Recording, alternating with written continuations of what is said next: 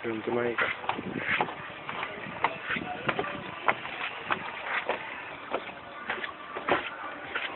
บอกเจ้าได้ไหมว่าทางขึ้นอย่างนี้อันนี้ทางขึ้นขึ้นถ้ำลงกำลังจะขึ้นไปตอนนี้นะมามันจะเป็นยังไงนั้นก็ไปเบิ่งมันสุกกันว่ามันจริงงามบ่สงสัยนะ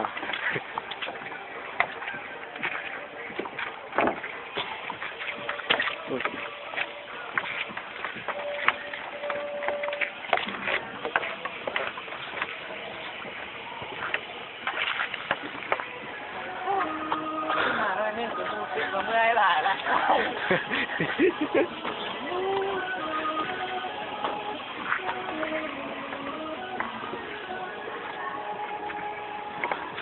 ทางขึ้นจะสะดวกสบายหรือท่ามกลางเนาะหรือว่าทาง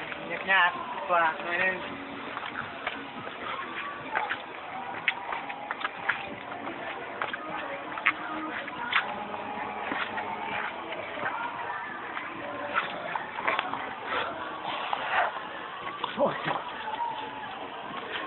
น้องคนนี้ใครก้อยเนาะโอ้เสียงเข้าพอดีเสียจันดีแล้วนะนะมูเนี่ยสิว่าคือนะจันบอกไปเลยนะคือต้องเลยบอกเลย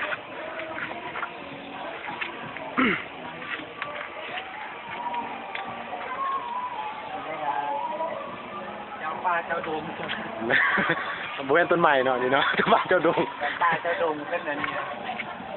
รักษาใช่ปะ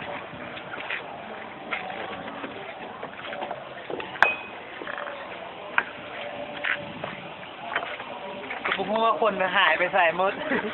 มีแต่ซองทีมกำลังผจญภัยขึ้นไปแล้ว2 คนเพิ่ง2 คนกับมือกล้องที่เห็นอยู่ในจอมีแต่คนเดียวตอนนี้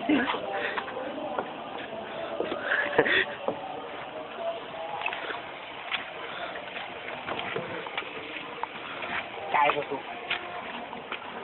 บ่ไกลปะเข้ามาขึ้นเรือจัด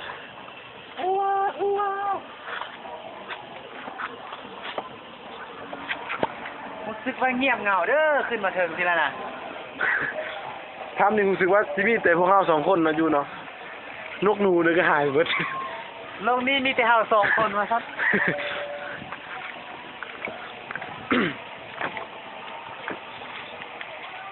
เนี่ยนี่ว่าทำถ้าบอกเป็นแรกไงบอกเขาจะว่าบอกรู้จักแรกอยู่ถึง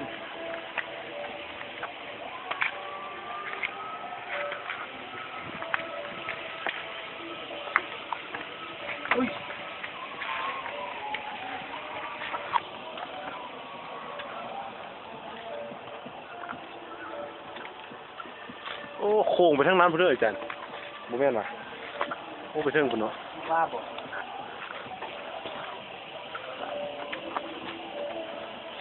หินฟ้าเฮ็ดปูนกินังมันก็หินผานี่จ้ะเพราะมันหินปูน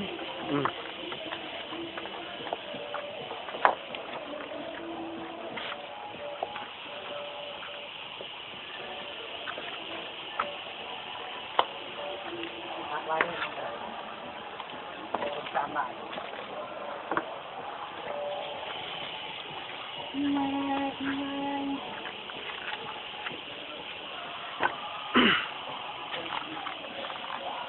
แม้ชีวิตคือการต่อสู้ตอนนี้พวกเขาคือว่าเห็นนั่นมักปิ้นเอาไว้ทุกคนเนาะมีเชิงคุณแบบสีแดง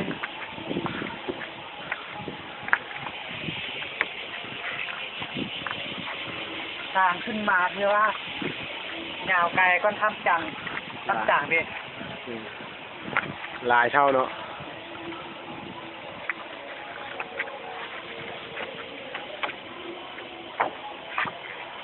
นี่คือพาอีขึ้นได้ก่อน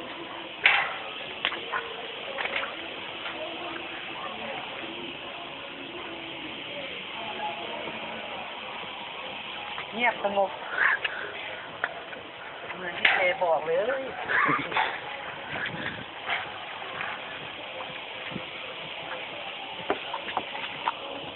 ว่ายันคนละหกผ่านเลย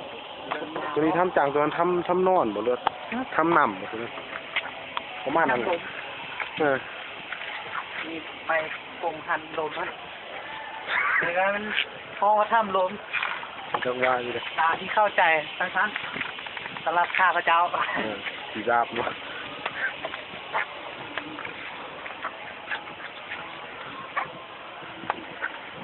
มีคน ทางนี่เรือธรรมศาสตร์ตกแต่งหลายกว่าคนสร้างขึ้น ทำไมเมื่อกี้คนเนาะ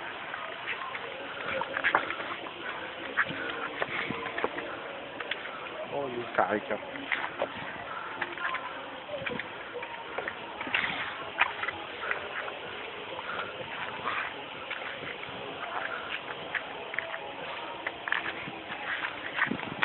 คือรู้สึกว่าเห็นคนเพิ่งเนาะสาวคนนี้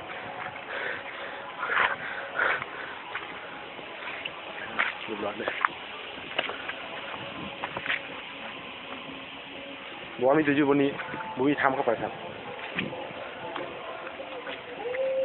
อันนี้คนละทางอะใส่นี่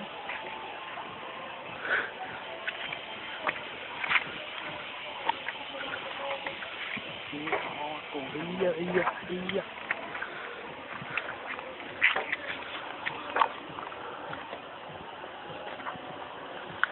มีสองคนเท่านี้บอกว่าดิ นั่นแหละมีสองเต้าอ่ะ โอ้คือเดี๋ยวมีสองคนลง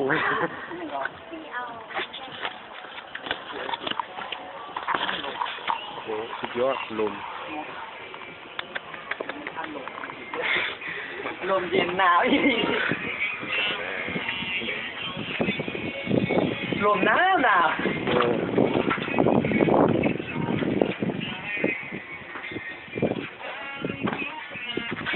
อู้เอา หนาวสั่น โอ้ตายานโอ้ส่งมาทำร่มแท้ๆเลย เอาเจ้าไว้ใต้ไฟใช่เนาะ โคมอ่ะ มีแต่โคมไฟ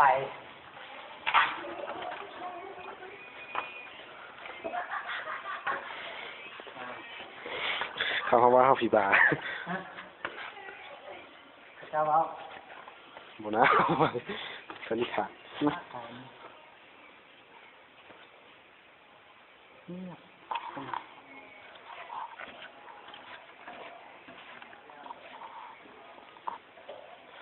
แล้วที่รู้มันถ้ำเนี่ยมกกะปีนะ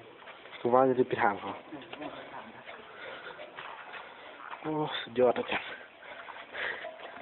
เมื่อยจะกินเบียร์เป็นมือยังบ่เมื่อยประมาณนี้เนาะ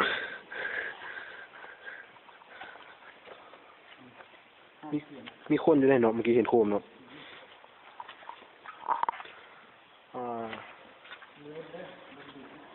คนทางทำนี้ก็คือว่าลมลุกคุกค้านหลายเนาะ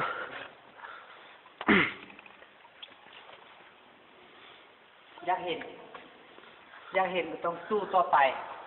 บ่มีท้อกระทิงแดงนั่นก็ชีวิตบ่มีลิมิตแต่หากบ่มีกระทิงแดงกินมีแต่ใจเกินร้อย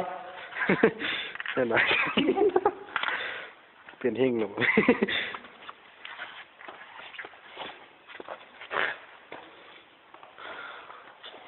โอ้โหถือว่ายากเลยเนาะห่างเลยเนาะเนอะ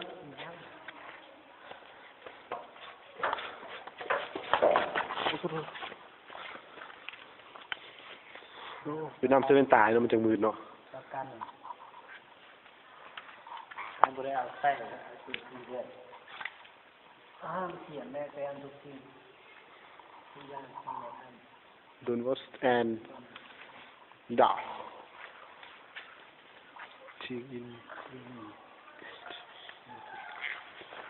นี่เนาะป้ายเขาเจ้าห้ามเนาะนี่เนาะเขาห้ามกินข้าวอยู่ในนี้สิ ห้ามแดด โอ้สุดยอด ปาก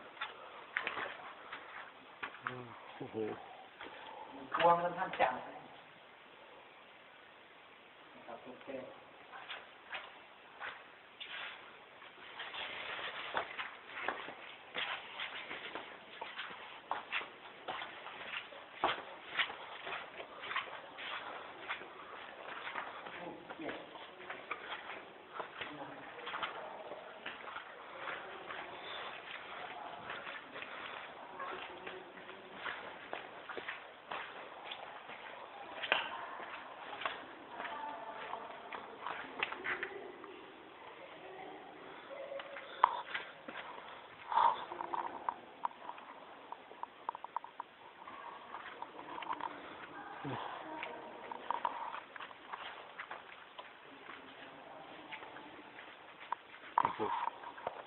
ถ้ามาจบนี่ก็บอก จะตกไม่ไหวที่ทำ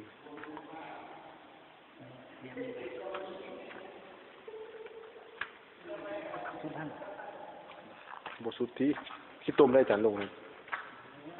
เงี้ยที่